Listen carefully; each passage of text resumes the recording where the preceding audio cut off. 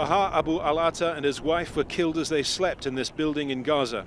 The Israeli airstrike was long in the planning, its repercussions just starting to play out. Abu al-Atta led Palestinian Islamic Jihad's northern military operation, a very senior figure and one Israel blamed for a series of rocket attacks in recent months. These actions have started this morning after the crime was committed by Israel.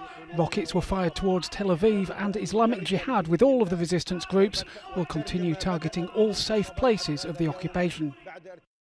Islamic Jihad said Israel had crossed all red lines and promised a bigger response than usual. One rocket exploded on a busy highway near Gaza, a near miss for those in passing cars and for those in a bus waiting at the intersection. In the southern town of Sderot, a factory suffered a direct hit, and rockets also targeted central Israel, restricting businesses and leading to blanket school closures from the Gaza border areas to Tel Aviv. Israel's prime minister, who's leading a second straight caretaker government after a second inconclusive election, said his country was not seeking an escalation. And he was careful to indicate politics hadn't entered into the decision to strike, one he said was recommended by the military and the Internal Security Agency. The final decision was unanimously agreed on in the Cabinet 10 days ago, and the Cabinet gave me authority to implement it at a time that would be suggested by the IDF and the Shabak. The IDF and the Shabak indeed recognised a time. They recognised a window of opportunity to carry out the operation under the best conditions with a maximum chance of success and minimum impact on bystanders.